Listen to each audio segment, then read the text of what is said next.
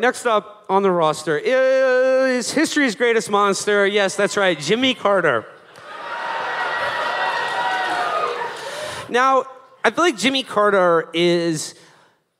It's sort of like he both suffers from and benefits greatly from the fact that sort of conservative Republicans have made him synonymous with being like the worst American president of all time. Like, oh, he was so Jimmy Carter. Oh, another Carter administration.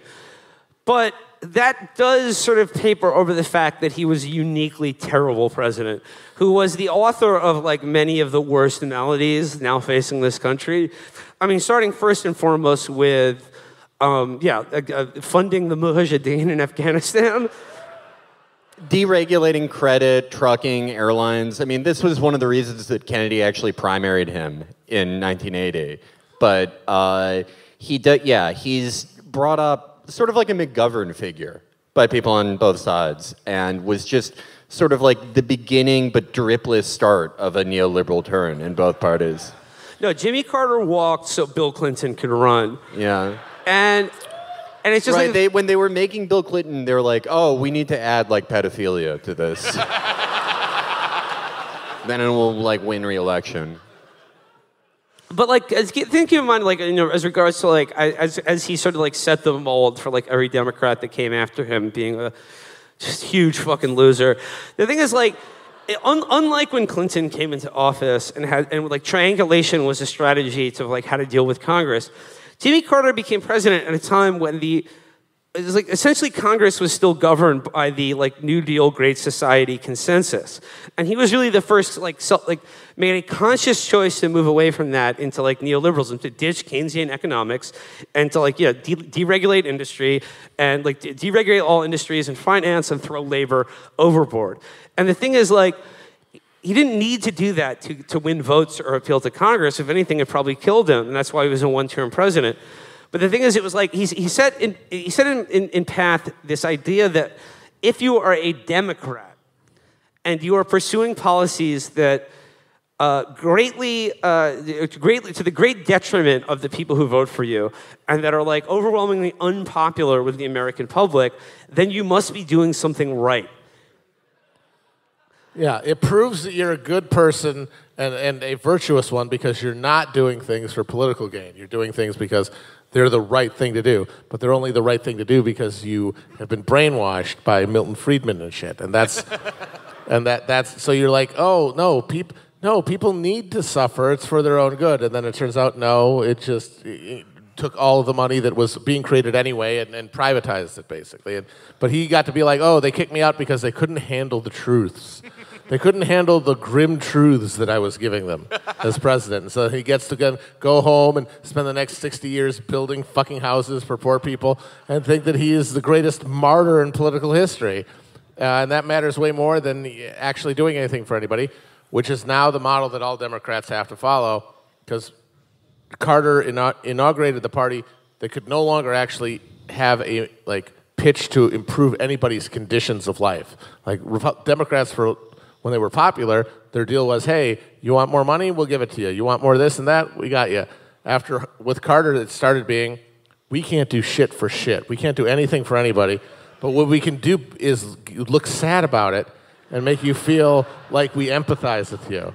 Carter was also the start of a Democratic trait of sort of asking for austerity from your voters while also giving giveaways in finance and everything. Yeah. Like literally reorienting the economy around like holders of other people's debt and at the expense of anybody else, but then acting like it was for the greater good.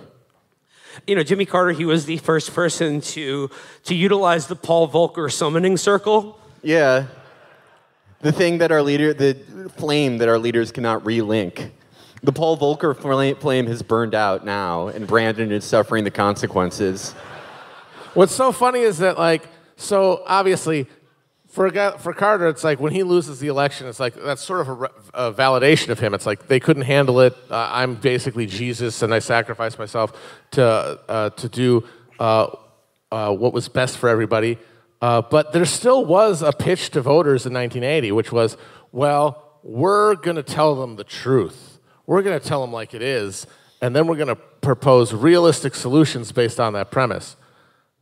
Never for one moment thinking that the guy running against him could just lie.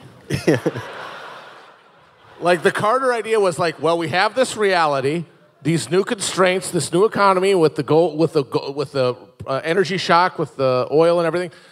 Like the old economic engine doesn't work. We need a new one. And that's going to require like a real confrontation with like what our values are as a people. Like where should power be? Like what is freedom? We're going to have to reckon with this stuff. We have to, right? And everyone's going to want to vote. Everyone's vote's going to be like, you're right. We have to take a serious look into ourselves, and you're serious about it, so we're voting for you. And your solutions are the best because, of course, you're the most rational and reasonable. But he didn't realize he would be running against somebody who just said, no, it's not. Everything's fine. What are you talking about? Everything's great. The only problem is that you're taxing away people's ability to fucking ball out. And the guy would spend, and the next decade, or the next real, I mean, until now, really, that engine would be fueled, the everything's fine engine would be fueled by the cheap credit that Carter brought on. Right, exactly. And, you know, like... But, like, Carter, the entire 1980 campaign, Carter's people watching Reagan just, like, respond to every crisis by just making something up instead of confronting with the reality that, like, they knew existed and that all the media existed. They were like the coach of the opposing team at the end of Air Bud. Like, well, what the? There's a dog. What are you do? This can't count. And then the ref is like, I'm sorry. Who is Buckley versus Vallejo. There's no rule here that says you can't pay a dog to play basketball.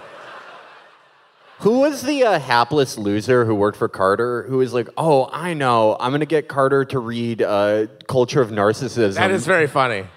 Like all the like the Lashians, people like read Christopher Lash, and they're like, you guys need to understand the failure of modern liberalism.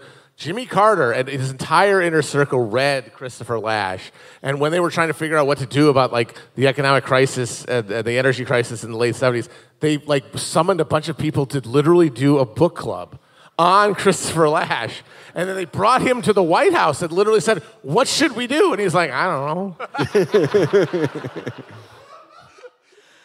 Well, I mean, like, talking about, like, this is like a tour through, like, the past, present, and future of America through Georgia's, like, most legendary political figures. But in terms of everything old is new again, by the end of Carter's first term, his economic policy was based around trying to start a recession in America to bring down inflation. And, like, whether it's, like, Larry Summers or other economic veterans now, that is exactly what they're hoping for right now. Because guess what? The labor market isn't tight enough. It's not tight enough. We got to get people back in their shitty fucking jobs. We got to crack that whip, bring down inflation, get that Volcker summoning circle going again in the Federal Reserve. We're gonna deal with this inflation problem. And like I said, yeah, Jimmy Carter, he cast that mold for everything the Democratic Party has done since then. Well, the difference between him though and Brandon is that after his one term, Carter went on to build homes for the homeless and win a Nobel Prize and write thoughtfully about his role in American history. Be the only American politician even slightly critical of Israel. Exactly. Whereas Brandon, as soon as he finishes his one term, is just going to get in his dad's car and drive directly off of a ravine. Like in the cartoon we just watched. That's going to happen. Brandon is going to the kiln of the first flame.